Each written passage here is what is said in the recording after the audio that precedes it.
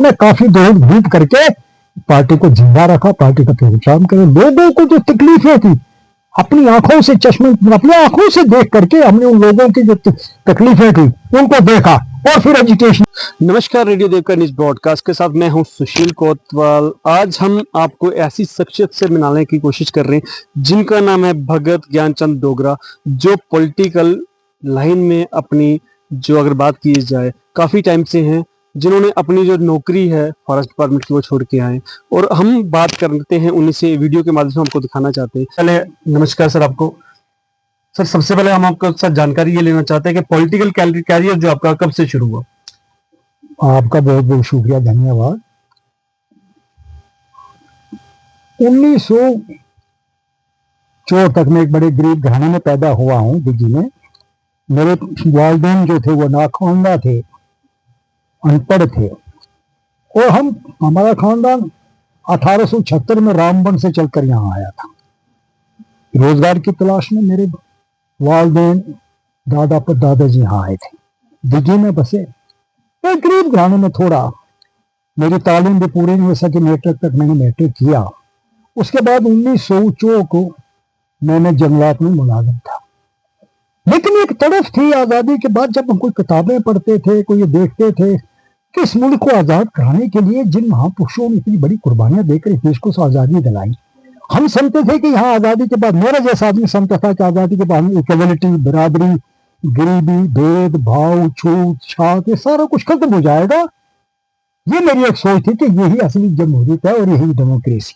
लेकिन कांग्रेस के दौर में जब हम देखते रहे कोई भाई भतीजावाद, कोई क्या कोई कैसे चलता रहा, फिर कभी कभी दंगे फसाद, तो मेरा मन कुछ ऐसे सोचता था मैं कि कम से कम इस मुल्क की कोई सेवा है। लेकिन ऐसी कोई पार्टी मिले, कोई ऐसे रहनुमा मिले जो हकीकी मायनों में यहाँ जमहूरियत लाना चाहें, उस गरीबी, इस भ्रष्टाचार, इस फिरका परस्ती, उस लूट खसूट को खत्म करके तो इन गरीबों को थोड़ा अपलिफ्ट करके आगे ले जाने के जो एक सोच जिनके पास नेता और नेता हो और नीति भी जिस पार्टी के पास हो, उसमें मैं काम करना चाहता था। मेरा दिल नहीं लगने लगा सिर्फ कोई सरकारी नौकरी करने में।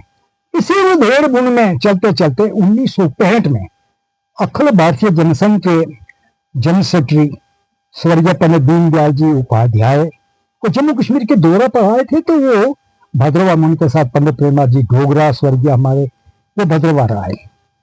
रात के 9 बजे वो भद्रवा पहुंचे थे। 9 बजे शेरी बाजार में हजारों की तादाद में लोग थे और जो तकरीर उन्होंने यहाँ की थी, उस तकरीर ने मेरे मन पर इतना ज्यादा असर डाला कि मैंने उसी रात को जंगलात से इस्तीफा देकर, अपनी नौकरी से इस्तीफा देकर, तो उनकी रहनुमाई में हमारे पंडित प्रेमनाथ डोगरा जी की मौजूदगी में और दूसरे लीडर थे, कोतवाल दयाशिन जी थे, शेख अब्दुल रहमान जी थे, बड़े लोग थे वहां बैठे हुए। तो मैं बाकायदा तौर पर उनसे दीनदयाल उपाध्याय जी से आशीर्वाद लेकर उनको अपना गुरु बनाकर मैं सियासत में जनसंघ में शामिल हुआ। जनसंघ में चलते रहे। फिर जब 1975 में इमरजेंसी नाफिज कर दी इंदिरा गांधी जी ने, मेरा जैसे आदमी को भी 6 महीने सेंट्रल जेल में बंद रखा, हजारों लोगों को जेल में बंद करके रखा था, इमरजेंसी नाफिज की थी। उस वक्त एक फिर पार्टी बनी जनता पार्टी, जनसंघ वगैरह, लोकदल, प्रजा सोशलिस्ट, संयुक्त सोशलिस्ट, बड़ी किस्म की पार्टियां, उन्होंने सारा अपना वजूद खत्म करके एक ही पार्टी बनाई, जनता पार्टी। इलेक्शन में कांग्रेस का जो है तो बड़ा सोपड़ा सफाई साफ हो गया, जनता पार्टी की सरकार आई, या हमारे नवाब जी देसाई प्रधानमंत्री बने। लेकिन जनता पार्टी के अंदर भी कुछ इख्तलाफात पैदा होने के बाद जब वो जनता पार्टी टूट गई तो हम लोग इसमें चले गए थे कि लोक दल में चले गए थे, चौधरी चरण सिंह जी की क़यादत में। ये कौन सी ईस्वी की बात सर, कौन सी सम्मत की बात कर रहे हैं, मतलब कौन सी ईयर्स की बात है, ऑडियंस को बताने की कोशिश की? 75 में तो ये बनी थी ना, हमारी जनता पार्टी बनी थी, सरकार आई थी 75 में। 77 में जब ये पार्टी टूट गई थी, 78 में पार्टी जब गवर्नमेंट जब टूट गई ना, उसके बाद फिर हम फिर वापस उसी लोकदल, उसके चरण सिंह जी की क़यादत वाली जो लोकदल था ग्रुप एक, उसमें हम शामिल हो गए थे। हम हमारे गुरु स्वगत शेख अब्दुल रहमान जी, उनके साथ वो ग्रुप चला गया था लोकदल में। तो लोकदल की तरफ से मुझे यहाँ से भद्रवा से 1987 में मुझे चुनाव लड़ने का मौका मिला, मुझे पार्टी ने यहाँ से मैंडेट दिया। लेकिन कांग्रेस और नेशनल कॉन्फ्रेंस का कंबाइंड कैंडिडेट था, यहाँ से मुश्तरका कैंडिडेट थे हरलाल लतेशी जी।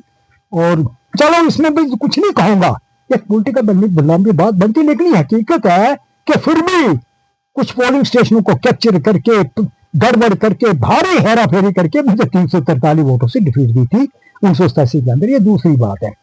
फिर जब लोकदल कुछ चरण सिंह जी के बाद मरने के बाद जब उनका वो लोकदल कुछ कमजोर पड़ गया तो फिर हम चले गए थे, हमारा पूरा ग्रुप चला गया था बहुजन समाज पार्टी में।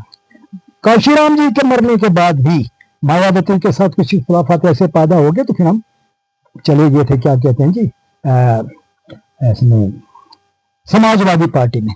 समाजवादी पार्टी में भी हम रहे।